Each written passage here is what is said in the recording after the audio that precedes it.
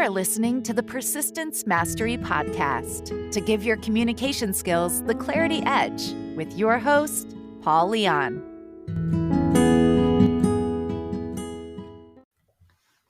Hey guys, welcome back to the podcast. We're really going to focus this episode on coaching and the words that matter in coaching someone. This is a really intense skill that really is important because if you have direct reports, they're not just objects, they're not just buttons we can press. Humans are made up of really complex feelings, and our words have a huge impact on how we can really make that person feel. And this could be the difference between someone being less productive, more productive. This could be the difference between someone staying with your company or kind of looking elsewhere in a short amount of time. So, really embrace these tips so that way you can keep your team intact and really lower turnover in the workplace. And if you like this podcast, please share, subscribe. It really helps out the channel a lot. And with that, let's jump into the content. The first thing is, instead of saying you make me feel in a one-on-one or when you're coaching someone, simply replace you make me feel with I feel. This shifts the emphasis of personal responsibility and it starts to help you to just take action. And when you take action first or you take responsibility first, that invites somebody else to come in and really start to hear more about what you're saying. So again, that first tip is instead of saying you make me feel X, Y, this on this project, or you've made the team feel XYZ on this project, simply replace it with I feel if we do this, or I feel if we go in this direction. You're going to start to take responsibility and invite that person in to be coached better in your next couple of sentences or your key points you want to have come across that person. The next tip or word we want to replace is the word but. We really want to avoid this word, and this is a big one. We get complacent with this one a lot. Every time you're tempted to say but, just replace it with the word and. So if you're getting feedback for someone like, hey Chris, I really like everything you did with this project, but here's what you did wrong. Right there, that starts to tell Chris what you did positively doesn't really matter. What you did before, all that work you put in, is minimized. So simply what you want to do is really just change it to the word and. An example of that might be, hey Chris, I really like everything you did on this project, and I feel if we do these next following things, it's going to elevate it and level it up even more. And right there, what you start to probably hear or feel just in that very microsecond or seconds of advice I'm giving is that person is empowered. And when that person's empowered, they're going to stay on your team and they're going to want to resonate with you longer or the teammates you have in place. The next tip is instead of telling someone they're wrong, which is just outright criticism, simply tell them this could be improved. Now, I'm going to give a personal example, but it's still transferable to when you're coaching a direct report. My son was pretty addicted to this video game on his tablet. And I grew up in screen culture, and I'm always a little paranoid about if kids today, or at least my kid, gets too heavy into screens, like what will that do to him long term? So this game was pretty addictive. It had a lot of dopamine overdose. And I sat him down and I was tempted to tell him, like, hey, you're wrong. And I've noticed with my boy, if I tell him in past experiences, if he's wrong, he wants to do it more. He wants to hold on. And this is transferable because nobody likes to be told they're stupid. When people are told they're stupid or they're wrong, even if they are, they tend to hold on to it even longer. So instead of doing that, I sat my 7-year-old down and I said, hey, Noah, listen. I think what will really improve you as a growing man, and I talked to him this way. I said, I think if you start to balance out that game and kind of dial it back, there's a chemical in your mind called dopamine. And when you overuse it, it starts to give you fake rewards. And that game, every time you hit that button, it does that. Would you be open to the idea of improving it by really just for 35, 45 minutes? I'll set a timer. And when it goes off, just take 15, 20 minutes to go outside and read a book if that's fair. And you know what he said? He said, "Yes, Dad, I'm happy to do that. I would be more than enthusiastic to do that." And I'm not saying this is going to work every time, but it did work this time. And it will work in your next one on one with that person you may be struggling with. But telling them they're wrong, stupid, not positive. Simply just replace that with this can be improved. The next one is swap this is a problem with this is a challenge. So instead of saying we have a problem, we're failing. I was in a one on one once where somebody told me this is a huge problem and we're all failing at this. And that really started to rupture everybody in this meeting. It was pretty intense. You could feel the room's morale drop pretty quickly. So instead of saying this is a problem, saying this is the challenge we're currently having. And the reason why is problems seem insurmountable. However, challenges can be overcome. We can move on from challenges because we associate temporary with that. It's a temporary thing that we can overcome when we start to review a problem more as a challenge.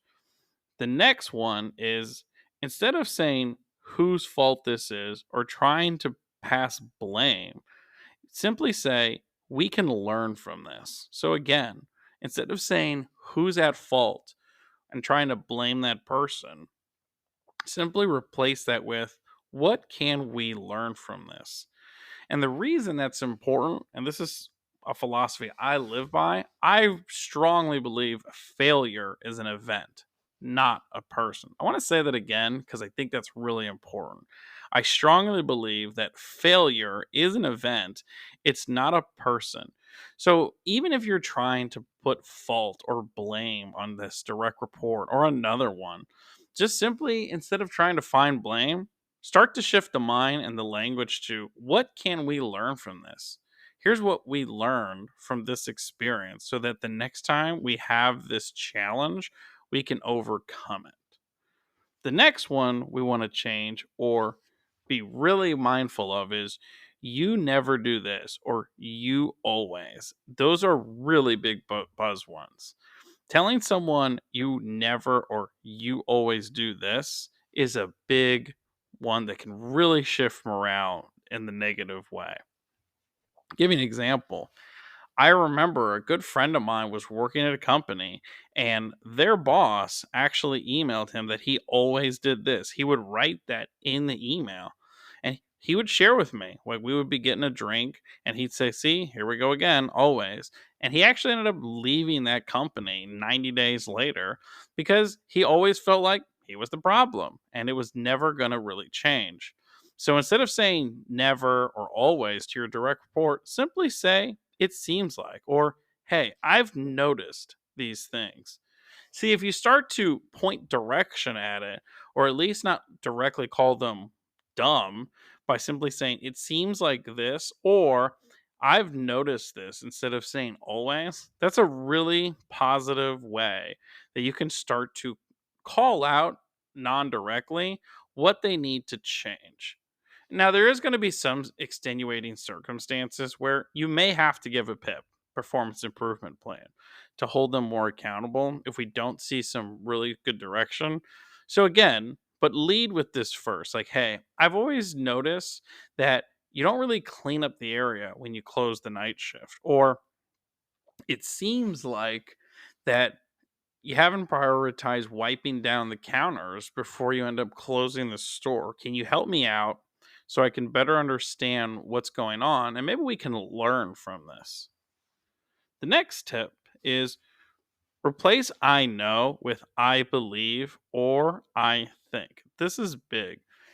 Saying I know or having all the answers is not always our job as the manager or leader. But saying I believe or I think what will help someone will start to bring them into your perspective and how you can help that person. The tip after this one is, and this is kind of circumstantial based on the relationship of who we're coaching with is simply saying things like, that's not my job, is not a positive thing. This is a big one. A lot of people in the workplace, I find, will simply say, hey, that's not my job. I am not involved in that. Please stop. Replace "that's not my job" with "let's find a solution together." When you start to say "let's find a solution together," this promotes teamwork. This promotes collaboration. And we don't really want to create this island mentality. Even if you're working with a remote team, finding a solution together in your communication is a really strong way you can start to overcome challenges. The tip after that one now is, instead of saying no, and this is a big one, and this might kind of hinge on sales, but it really relates to coaching as well. Don't say the word no. There may be times where you have to be a little bit more firm and simply calling something out if need be, but try to not get into the habit of saying no all the time. I was in a one-on-one once where I had challenged my manager because I had some concerns, and he told me outright, "You're wrong."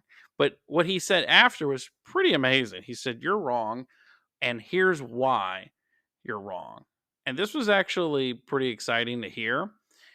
He said, "Here's why you're wrong. We value you for these reasons." And that was kind of an interesting coaching moment. However, for the majority of us, despite that outlier situation, replace the word no with, "let's consider these alternatives." So here are some alternatives that will help us.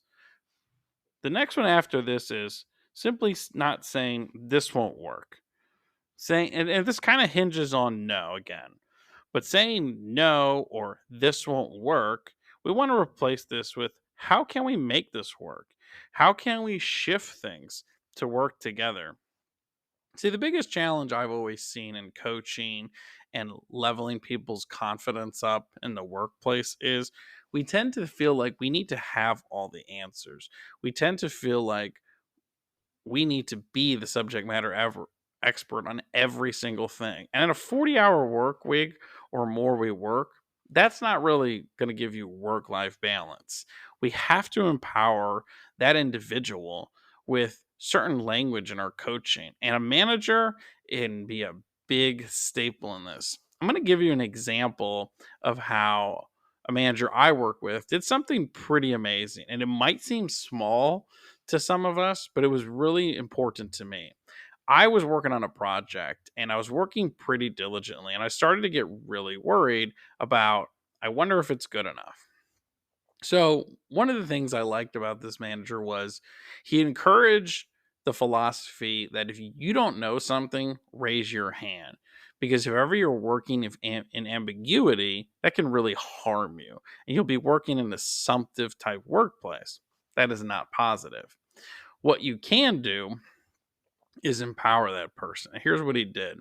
So I had sent him a message on Microsoft Teams to simply say, "Hey, what are your expectations around this project?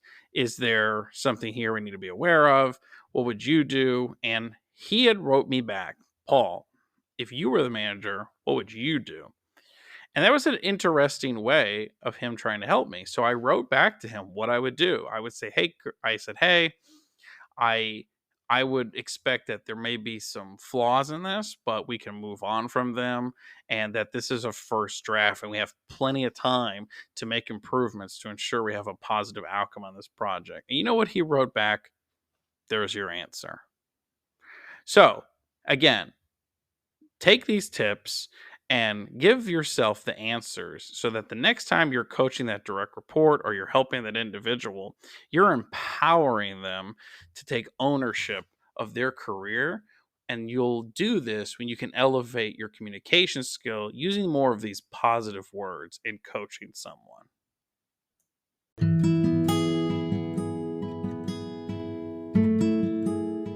Thank you for listening to the Persistence Mastery Podcast. Subscribe to where you listen to podcasts. And if you want to hire Paul to train or speak for your team, visit persistencemastery.com and fill out the request training form.